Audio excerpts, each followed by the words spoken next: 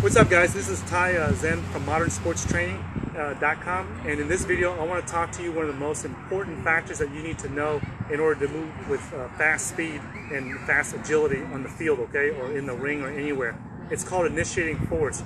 This is one of the first things that you need to learn is how to initiate force in your body correctly, right?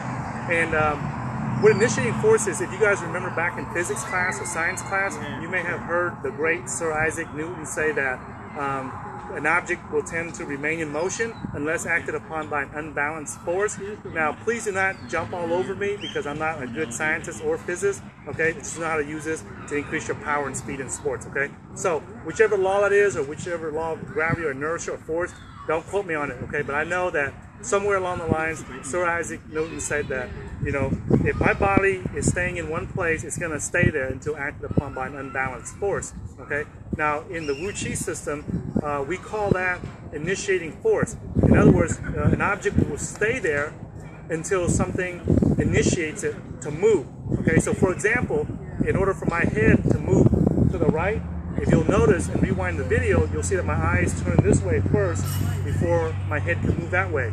Before my head can turn this way, my eyes have to turn that way, okay? So it's not possible, okay, or I should say it's extremely difficult for your eyes to look that way and then your head turn this way, okay? That's not how the human body was designed. So all animals in nature have to initiate force. And basically, to make it simple, it's just think of it that a small arc has to move before a bigger arc has to move. So in this case, the head is the big arc and the eyeball is the small arc, all right? So now how do we apply this into sports? Okay, in sports, most people, when they're standing here at shoulder width, just in a normal neutral stance right here, in order for them to take a step, let's say that if I want to step towards you and touch you or push you or punch you or strike you for whatever reason, if you'll notice that my weight shifts this way to take a step forward. So watch it again.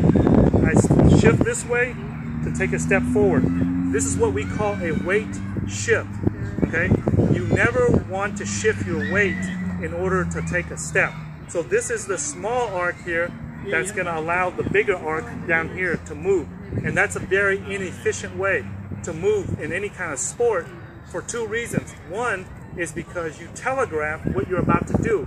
If you play against a Division 1A or any college athlete, or you go up against anyone that's had experience fighting, or any kind of professional level athlete in any sport, this slight movement right here will telegraph and let them know that you're about to pick up this leg and make a move with it. So you never want to do that, okay? So the way that you initiate force correctly is by using the hands. The reason why you want to use the hands instead of using the hips is because the hands do not, gravity does not have a big pull on your hands. It pulls your hips and your weight down, so it slows everything down. So to move fast, you want to use a part of your body to initiate force that does not have a huge effect from the pull of gravity, okay? So in this case, you're going to take your hands and you're going to swing it this way, and you'll notice that as I swing my arms this way, okay, what I'm doing is I'm swinging my arms towards the direction that I want to move in, and I'm allowing my leg to move forward without shifting my weight this way first to come forward towards you, all right? So let's do that again. This is the wrong way to do it. Shift the hip and come this way. This is the correct way to do it, is to use the hands, okay? Now notice that when you do this, you're gonna make a big arc like this, and then move your lower body with it, okay? This is extremely important in the beginning so that you can feel what it feels like. So when you're at home and you're practicing this, you're gonna practice doing it wrong and then doing it right, okay? So you're gonna feel doing it wrong, and you're gonna even finish out the step, okay? So you're gonna do it wrong,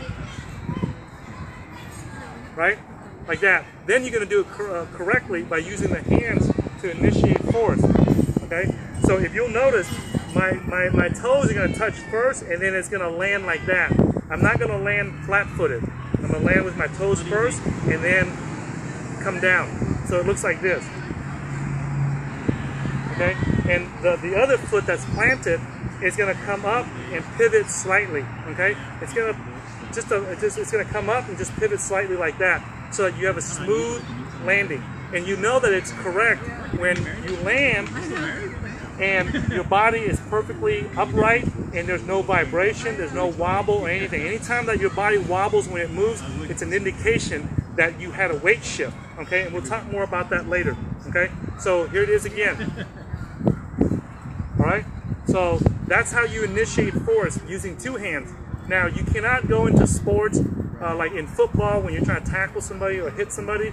Of course, you can use two hands to initiate force like this, but ideally you want to internalize it. And when we internalize it, we're trying to mask the movement or hide it so that no one sees that we're doing it. So in this particular case, once you get the hang of using two hands to initiate force, what we're going to do is we're going to change it to one hand and internalize it. So we're going to do this now.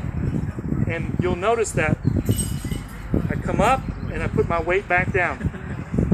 All right? I come up and I put my weight back down. So now I'm initiating with one hand like this. Okay? Now, the bigger the arc is, like always, the slower I move and I land down. So this is floating my body up and setting it back down on the ground. Now, if I want to speed up that movement, then what I'm going to do is I'm going to make that arc smaller so that it moves faster. So watch this. Instead of using a big, wide arc, I'm going to use a small movement like that. See that? So now, in the beginning, you do not want to practice this because you want to practice the big arcs first and then get the feel of your weight landing in a neutral position without your weight wobbling or anything like that before you start to speed things up.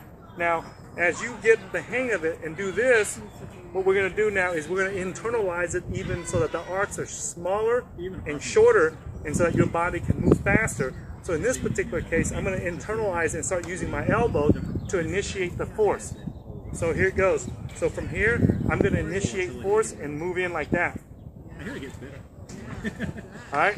So now, as you go beyond that, you're going to start using the shoulders to initiate force so that your body moves that way. So it goes from the hands to the elbows to the shoulders, and then pretty soon, when you get more advanced, it'll come into your center, and then only your center moves, but it's going to happen inside, and you won't see it on the outside.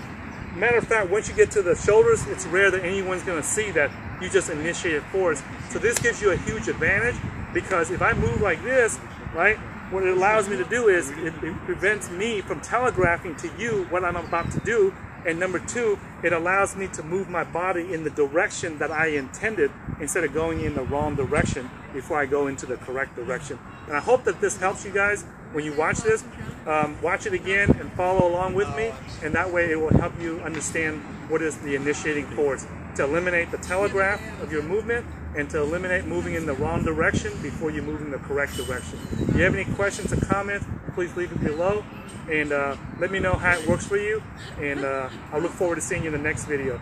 If you like this, please let me know with a thumbs up. If you don't like it, put a thumbs down so I'll know, and so I stop wasting time making this types of videos. All right, and then also if you like this channel, subscribe to it and leave me a comment. All right, if you want to help support the sports channel, you're welcome to donate some Bitcoins. You know, it's on my website at modernsportstraining.com. Thanks for watching this video, guys, and I'll see you in the next one.